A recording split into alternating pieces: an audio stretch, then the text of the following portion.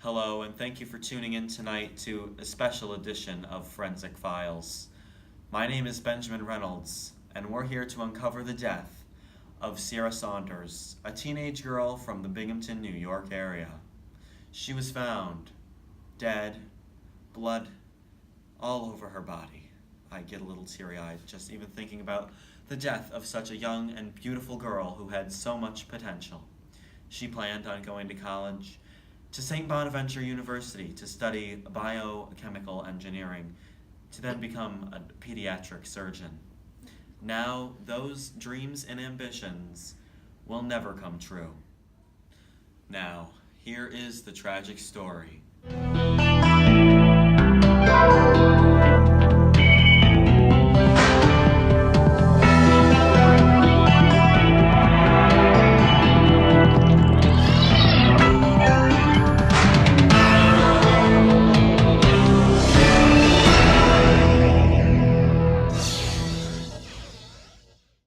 Sierra, who was a very popular girl and had many friends, often spent her summers tanning on the beach, burning to a crisp.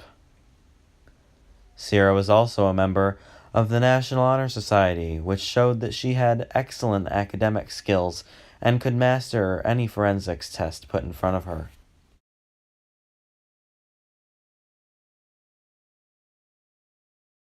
This was an image that was recovered shortly after Sierra Saunders was found dead on the couch in Adriana Potenziano's home. The murder weapon was found underneath a bush on Adriana Potenziano's property. It appeared to be a 93 caliber 92 millimeter 72-59 Beretta hand rifle. The autopsy report showed that there were multiple gunshot wounds. This woman was bludgeoned with bullets. Here the weapon is seen underneath the bush. Here's a better view. A handprint was also found at the scene of the crime, which helped aid in fingerprint analysis. Inside the mailbox was found a letter that read, "She's dead to me," and a cross necklace. Forensic Files was also able to uncover a never-before-seen footage of David Kennedy walking into Adriana's home on that dark, dreary night of death. There you go. Here's an interview with our first murder suspect, David Kennedy. David Kennedy is in a relationship with Adriana Potenziano, who owns the home that Sierra Saunders was found dead on the couch of. Please state your full name. George Lopez Rodriguez. What is your relationship with Sierra Saunders? It's terrible. What do you mean by that? Just a little hatred. You know, Any motive as no to why? motive, just cause. Where were you the night of her death? I was walking to my girlfriend's house to check on if she was home or not. So I go upstairs to check if she was sleeping, and I walk downstairs and Sierra's just sleeping on the couch. And I didn't know what was happening, so I thought she was just asleep. But then, I guess police found her with blood all over her the next day. I didn't do it. I swear. Do you know who could have done this? Not me, but if lucky them, 'cause I wish I had the shot. He didn't use the name David Kennedy in the interview. So we know that he could be up to something. He was trying to hide his true identity. This is the first piece of evidence for the police that provided some substantial worthiness. And it really showed that he could be guilty. Nicholas Conklin, the next murder suspect, who did provide some details that worthied him very guilty, was a lacrosse all-star from Johnston City High School and was in a relationship with the murder victim, Sierra Saunders. They often fought, and it was thought that maybe he could have murdered her for her life insurance policy. Please state your full name. Nicholas Conklin. And what is your relationship with Sierra Saunders? We were in a relationship. Okay. And where were you the night of her death? I was at my house playing Xbox. And who do you think could have done this to her? I have no idea. I don't know anybody that would want to hurt her. Okay, thank you very much for your time. Here are some images of the happy couple. Or so we thought.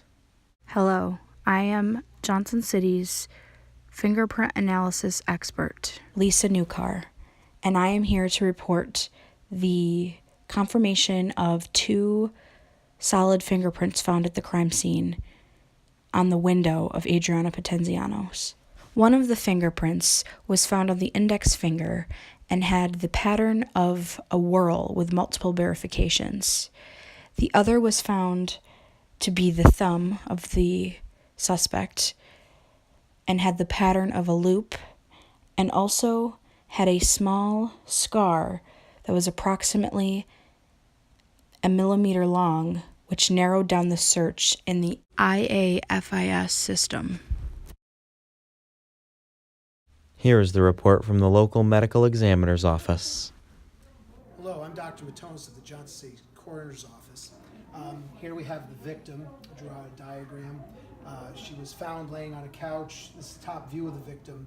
We believe, due to the injuries, shot wounds are about 2 inches apart on the upper left side of the chest. The angle of the wounds, we have reason to believe, were not self-inflicted, that they actually may have been done by what seems to be a 6-foot-tall person, probably a male due to the height. And yeah, that would be our conclusion. So it would seem like it was a homicide and not a suicide. And now... Go. Here I have the folder which includes all of the fingerprint analysis answers. Let's take a look. Found on the gun, the murderous weapon. Fingerprints that included a match to the name Nicholas Conklin.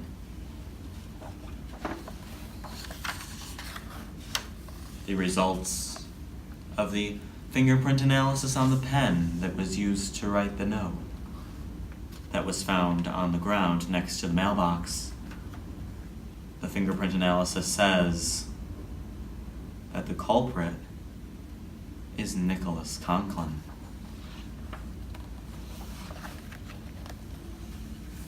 The next piece of evidence had fingerprints on it matching another name that happened to be the same as the last 2, so we know who is guilty now. It says Nicholas Conklin. It's all over, folks. We know it was him.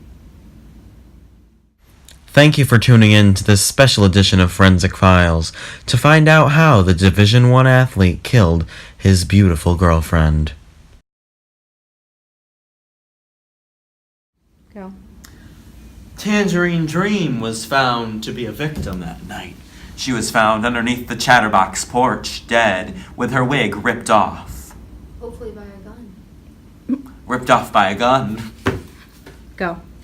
Ooh. Go. How do... Adriana, where's the set? How do I... Oh...